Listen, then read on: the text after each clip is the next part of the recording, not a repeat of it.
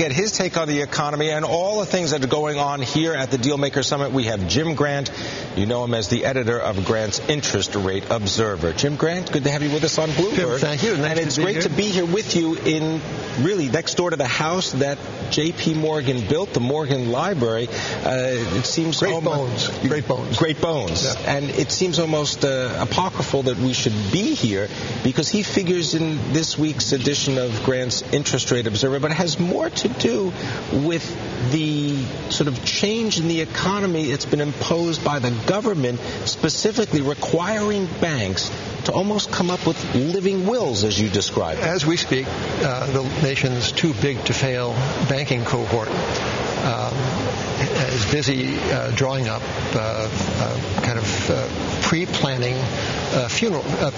funerals. New financial regulations require these banks to draw up blueprints for their own dissolution the next time they skate on the cusp of insolvency, which might be 2 weeks from now or 2 years from now, but everyone is more or less certain that they will again get near the edge. So the next time the thinking goes, instead of the taxpayers bailing them out, they themselves, referring to the documents so carefully drawn up, will take themselves apart, offer themselves up for sale, and walk away quietly into the sunset.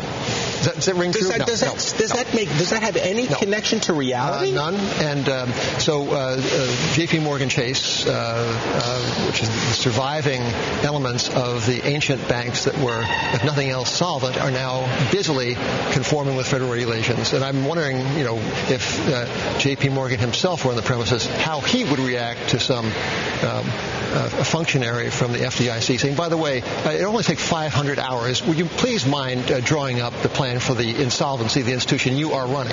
Well, the picture does not come into focus.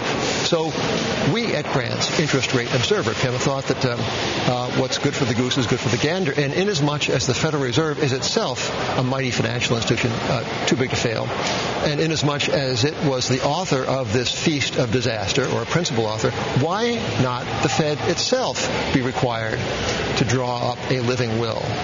So we made... But you didn't spend 500 hours doing it. You were much more efficient. About 90 minutes. 90 minutes, all right, an hour and a half. It was pro bono. We thought the least we could do for the public good. So what did you come up with about the dissolution of the Federal Reserve? Well, this was an exercise in satire in service of a point. And it was a send-up, and we said, well, first of all, we need to name an executor of the Federal Reserve, and who better than Ron Paul, the dashing libertarian congressman from Texas who despises everything that the Fed ever did, will do, and has thought about doing. So that's the first one. Get that out of the way. All right. So Ron Paul becomes the executive. Right. So we asked ourselves, what does the Fed do for a living? Well, for one thing, in a kind of a pedestrian way, it moves currency and checks and coins. So Brinks could take over some of the trucking, and Coinstar certainly could be interested in the nickels, dimes, and quarters. And then what else does it do? Well, it manages this immense portfolio, of which more in a moment, $2.2 trillion of mortgages and governments and other such things. And why not farm that out to professional money managers? So we nominated our friends at Amley Mortgage Management and Redwood Trust to take over that. And then, of course, there is the black art of central planning that the Fed has taken upon itself to perform. This was never in its charter or in any sense in the enabling legislation. And we think that that's better left undone. So we'll let Ron Paul handle the legacy of the central economic planning. And on like that. As I say, the exercise was over almost before we knew it. It was great fun, and certainly people will say, well, wasted time. It is preposterous. Don't waste our time with it. But we think that when you begin thinking about the state of affairs in which the government can order these banks, which are so beholden to the taxpayers, to make plans for their own failure, it drives home the point that we have been on the road to the socialization of credit for many, many decades, and now we're kind of there. I mean, of course, the next time there is a crisis, the taxpayers will ride to the rescue. They will subsidize these great, big, dumb banks with their dollars and with their foregone interest income, because interest rates will again be driven to zero, or, as a fellow at Citi so helpfully suggests, less than zero. What are regulators what are people in Washington so afraid of? I mean, why are they so afraid to, in a sense, maybe they see the books? Well, maybe that's it. Maybe they have more information than we do. I think that what ails us, in a way, is the preceding absence of crisis. In other words, the year upon year of good times, the sense that gained credence in the financial community that nothing really bad would happen because the Fed would be there, all of this built up this kind of dry forest floor of dry tinder, and it blew up. Jim, during the break, we were just talking about this idea of the fear that seems to have gripped regulators, and as a result, they seem to be trying to lead the economy in one direction when isn't capitalism regenerative? I mean, people will figure it out after the dust settles. Well, regulators are a little bit like the rest of us in that they tend to look back when they ought to be looking forward. And you look back at the history of financial cycles, and at the bottom or at the top, people collectively, almost invariably, have the wrong thought. And regulators, perhaps because they are more risk-averse than capitalists, perhaps are even more prone to this all-too-typical error. Regulators, without fail, get really, really careful after all horses have left the barn that's blazing in the background. I think, but so great was the trauma of this crisis that you can magnify all of these tendencies and attitudes by some important number. But nothing really new here. Well, that's the point, right? I mean, the fact that you're going to have these cycles and to try to legislate human activity is very difficult at best and impossible. One of America's great strengths, really discussed, has been its capacity to deal with failure. Almost any society can deal with successes. But the idea, the ability to confront error, to admit it, to reprice it, and then to try the next thing, to try to form a business in the face of error, in the face of one's own failings. That is one of the things that has made this economy so resilient. Contrast Japan, where there is seemingly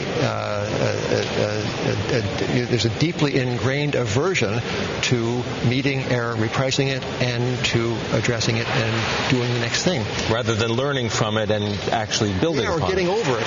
So, if we are going to wallow in the last thing by appointing Elizabeth Warren to supervise our every jot and tittle on Wall Street, if we're going to wallow in it through condemnation and rough rhetoric from the White House, it doesn't. It's not helpful.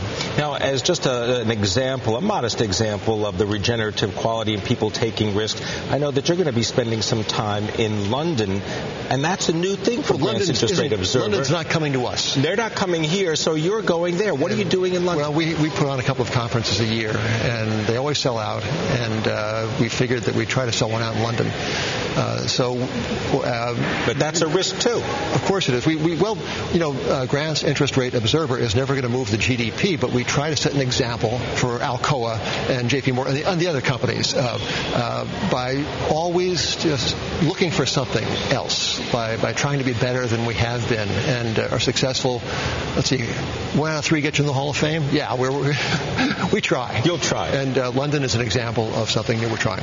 Now, one of the other examples coming from Grant's Interest Rate Observer, at least from what I always take away with it, is I have to increase my library time because you're always pointing readers to interesting books and historical... Read books, get rich. There you go. That's our motto. Don't write books, get rich. Read books, get rich. Well, I'll leave the writing of the books to you. I mean, I have read The Trouble with Prosperity that you penned, but in a recent issue, you talked about a gentleman named Willis. Oh, H. Parker Willis. H. Parker Willis. Maybe you can enlighten people. Well, who was H. Parker Willis, and why is it important for people to know this? Willis was present at the creation of the Federal Reserve. He was one of the draftsmen of the Federal Reserve Act in 1913. He was the right-hand man of Senator Carter Glass of Virginia, who was indeed the father of the Fed and whose name is attached to the Glass-Steagall Act in 1933. So Willis was also the first secretary of the Federal Reserve Board. He knows this institution. He wrote a book in 1936. The title's not important. It's out of print. This book was a lamentation about the low estate of central banking in America. The Fed had lost its way in 1936. It was in business, opened its doors in 1914. By 1936, it had eaten the forbidden fruit. It was in the business of guiding the economy, of managing the economy, of manipulating this aggregate and that. And Willis said, for Pete's sake, you can't know that. You can't. The GDP data are not reliable enough for you to do what you think you are doing. It's a wonderful tract against the tendency of the Fed to do what it has so lethally done to this economy, in my opinion, which is to steer us. So in the interest of raising the GDP, it thinks it can measure it, by the way. In the interest of raising the GDP, it presses interest rates to zero, pouring out immense volumes of econometric studies in support of this dubious enterprise. Hey, Fed, just attend to the dollar. That's it. No inflation. So just do one thing. No, it is, you've heard of mission creep? These guys are the mission creeps par excellence. Well, it seems appropriate to be mentioning H. Parker Willis here in the home of J.P. Morgan. Perhaps he even walked these halls, at least in the house of J.P. Morgan at one point. I'll look into that. All right. I look forward to getting the results. Thank you very much, as always. You're entirely welcome, Pim. Nice to see you. Grant's Interest Rate Observer. Good luck in London. Good luck with the conference.